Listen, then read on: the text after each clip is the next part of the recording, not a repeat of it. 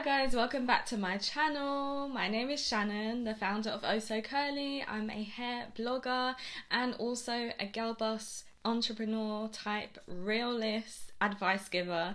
So if you enjoy that kind of content, make sure you subscribe to my channel for more, and let's just get straight into this video. So in this video, I'm going to talk about the best things I've done for my business. In a few past videos, I've talked about the mistakes I've made and the worst things I've done within my business. So in this video, I wanted to shine a light on the best things I've done for my business in hopes that you guys can take that knowledge and apply it to your own businesses and see the growth that I've seen from doing these things.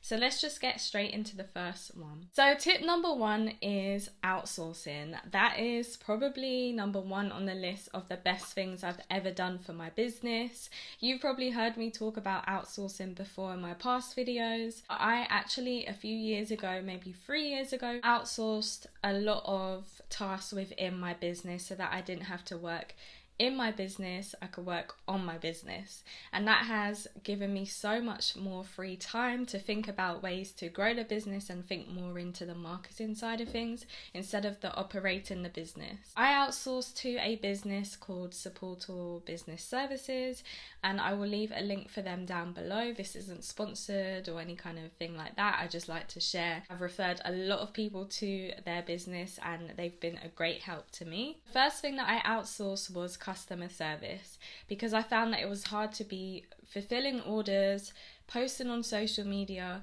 doing all the other tasks along with replying to customer queries and sorting out refunds and returns and any other kind of questions they have regarding orders and the website. That I outsourced to a virtual assistant / business manager, and she takes care of all of those emails that come through my inbox, which takes a lot of weight off my shoulders and I don't have to worry too much about that side of things.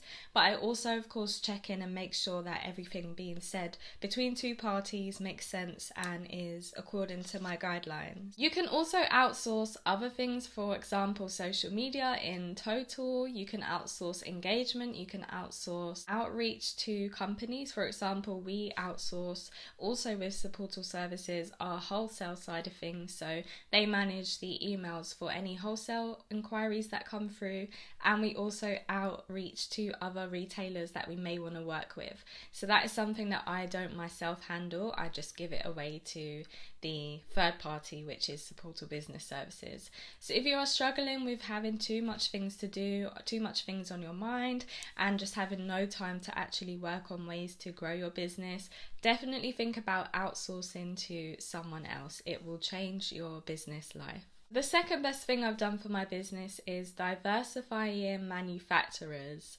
I have, over the past 6 to 7 years, been back and forth from suppliers in the EU, in China, and in the UK. And I found that it's best to have multiple choices when it comes to your products, because you don't ever want to get in a position where one of your manufacturers stop doing the product that has been selling well. And that has happened to me multiple times with different products within my brand.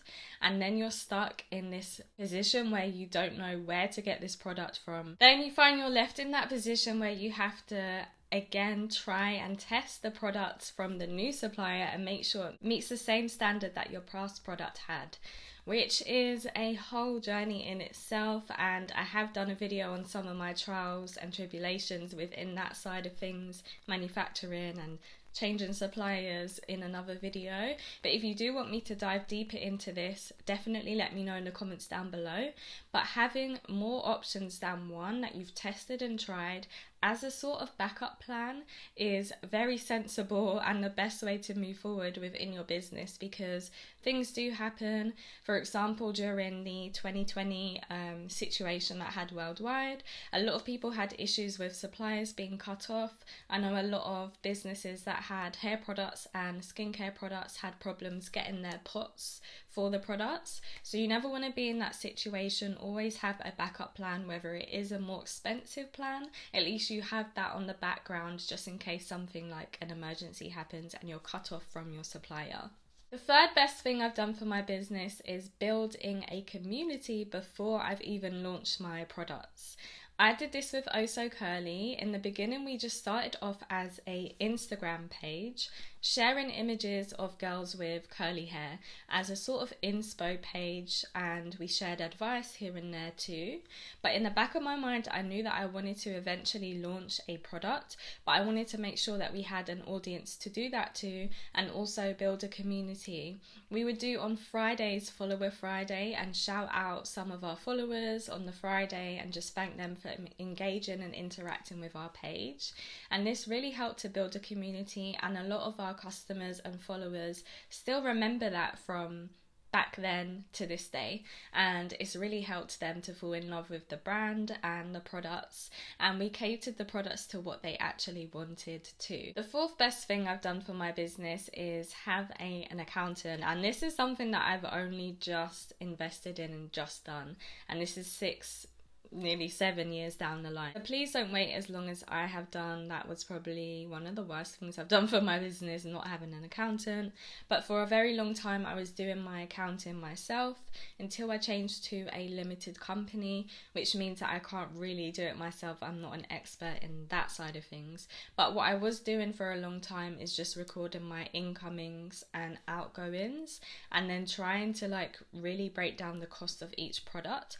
But I tell you, when you get an accountant, they just know certain things that you wouldn't know off the top of your head, and they get way deeper into your finances and your business. So getting an accountant will set you forward rather than backwards. So I definitely would recommend outsourcing an accountant or just a financial advisor in general. So the fifth best thing I've done for my business is recording my process and my journey on the back end of things.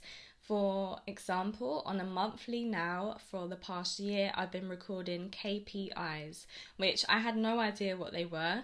I kind of did it manually just by writing down how many sales we had each month and recording how many followers we got each month. But KPIs are key performance indicators, and this is a way for you to see what is going well and what's not going well and what's changing within your business month by month throughout the year. We just have a spreadsheet, and it has different sections.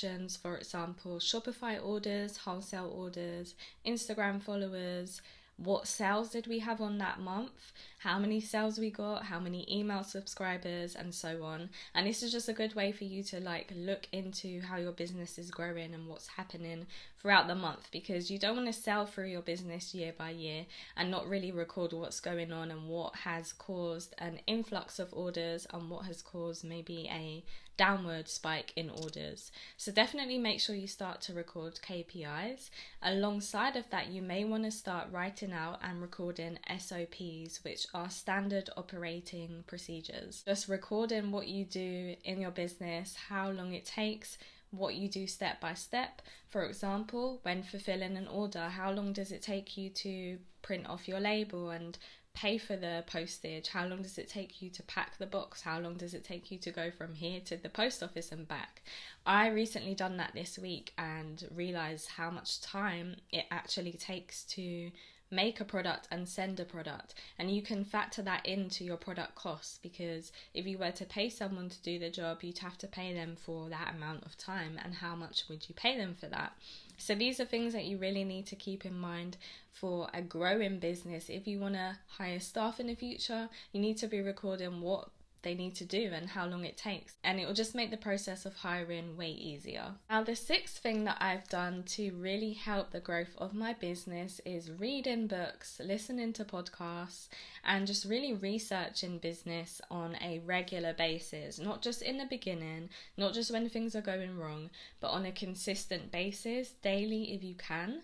What I typically do is I follow a bunch of podcasts using the podcast app on my iPhone, and whenever they have new episodes, it just pops up on my screen, and I usually like to listen to podcasts when I'm on the way to places, when I'm driving, when I'm in the gym. Along with that are books, of course. So I read a lot of self-development books in the beginning just to get my mindset right, and then I also started to read a lot of business advice books as well, which I'll leave a list of my favourites down below. I often go back to the books that have helped me as well in times of need, just to reboost that mindset that I was in when I was reading it.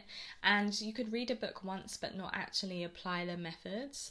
So for example, right now I'm rereading the The 12-Week Year. I listened to it on Audible a few years ago, but now I'm rereading it and applying it again to my life thanks to my friend Ashley, who put me onto it again. So I'm reading that again. Audible's really good for those who can't actually sit down and read a book, whether it's via Kindle or a physical book.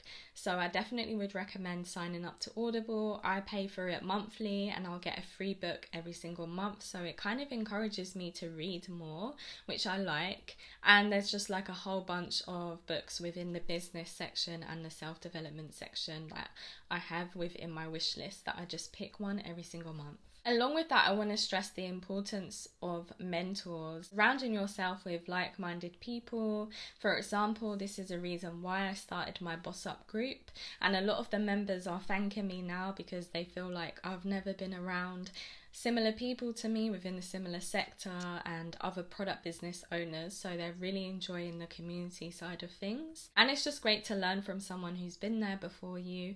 I have mentors myself that have helped me along my journey. Some are on a similar level as me that we kind of learn from each other together within the same time frame, and then some are way ahead of me in business and have been in business in different sectors for years, and I learn new things from them even though they're not in the same industry.